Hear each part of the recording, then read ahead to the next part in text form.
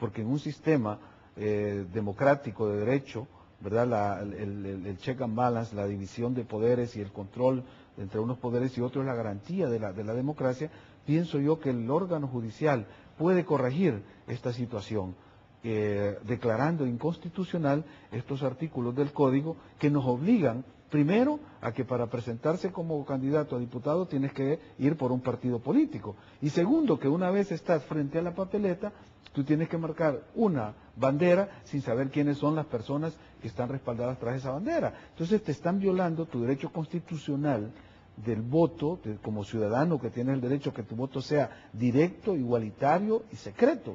Entonces eso se está violando porque hay un agente intermediario que es el partido, que él ya hizo la elección de los que van a ir ahí y te pone una bandera. Tú no tienes la posibilidad de escoger a quién vas a darle tu voto para que te represente. Entonces el órgano que define las grandes políticas públicas desde las arenas legislativas no está en manos ni representa a la ciudadanía.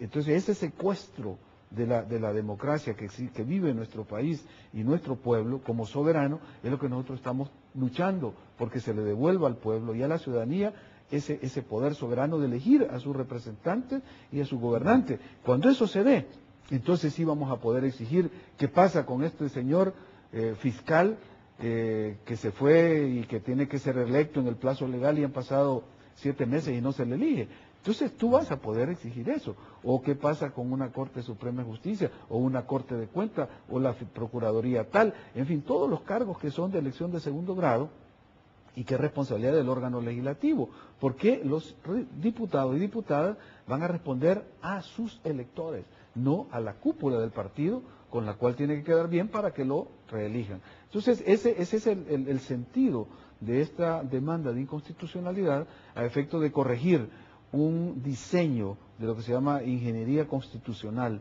y arquitectura electoral para darle al país un sistema político más democrático y más moderno. ¿Ha colapsado este sistema? Yo ¿No tiene creo, más oportunidades?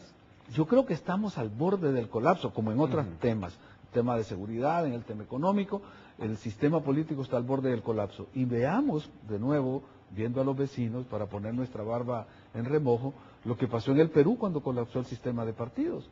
Apareció un Fujimori, o aparecen otros líderes mesiánicos en otros países que, frente a la crisis de los partidos, cualquiera que aparece ofreciendo soluciones inmediatas, el pueblo lo sigue y salen electos, aún con los mecanismos de la democracia.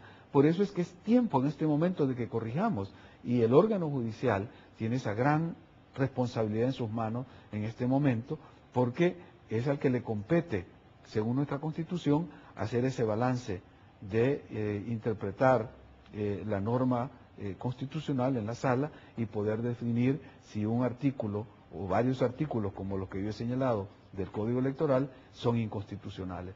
Ahí es donde empezaríamos a corregir, mediante una reforma política, muchos de los problemas estructurales, y veríamos como cuando tú vas a podar un árbol y querés que el árbol crezca, le vas quitando las hojas secas, pero también vas atacando la parte de la raíz, cómo se le va alimentando a ese árbol. Aquí el alimento democrático, la forma de hacer llegar la savia democracia a este árbol que creíamos iba a ser frondoso, pero se nos está secando antes de tiempo, es lo que nosotros como sociedad civil, como ciudadanos preocupados por el futuro de nuestro país, estamos intentando hacer. Uno ve ahora, o podemos relacionar en este tema, el tema presidencialismo, que también está un poco en crisis, porque al final vemos que un presidente al final no puede hacer todo lo que quiere, tiene ese problema de no tener un partido en la Asamblea que le apoye, y estamos viendo esta discusión. ¿Qué opinión le merece todo esto que estamos observando?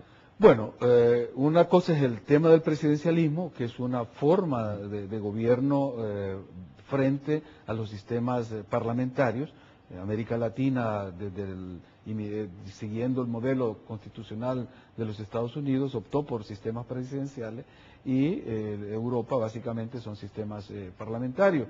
Eso es presidencialismo versus parlamentarismo. En el caso del presidente Funes y el partido con el cual él llegó al gobierno, es una situación específica.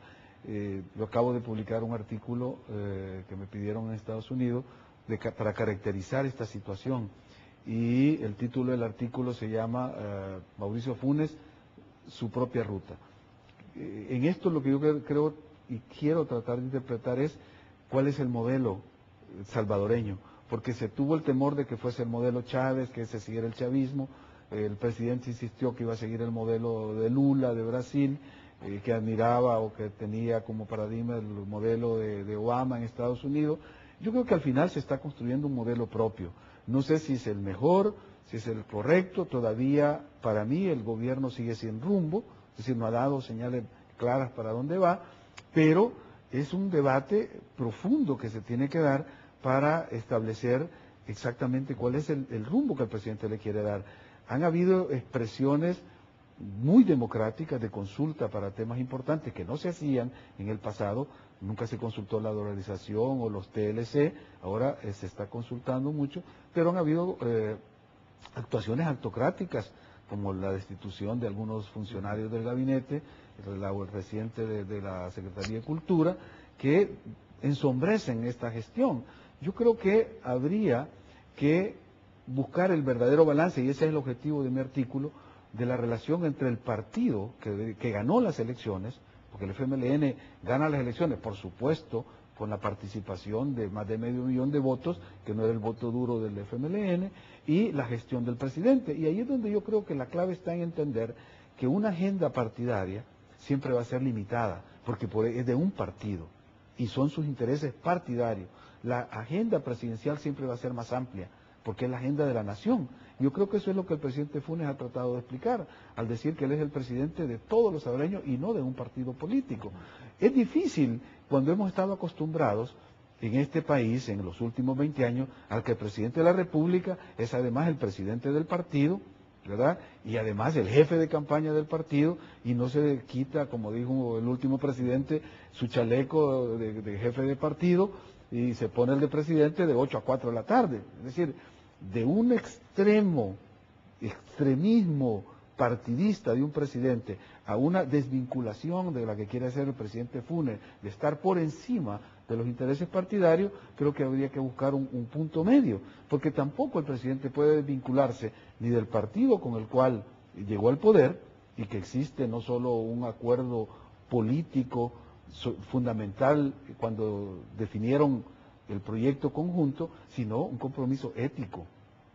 Es decir, él está de presidente porque el FMLN lo presentó como su candidato. Exactamente, pero esto hace reflexión sobre lo que hablaba usted antes en la reforma política, en qué es lo que al final vamos a tener, porque si un presidente entonces tiene esta decisión de desligarse, no le funciona realmente en escoger el rumbo o cumplir el plan de gobierno, porque el plan lo tenía el partido. Y ahí sí estamos dentro de la Constitución, porque es el único caso en el que la Constitución establece que para presentarse como candidato a un cargo de elección popular hay que estar afiliado a un partido legalmente inscrito. Y es el caso del presidente de la República y del vicepresidente.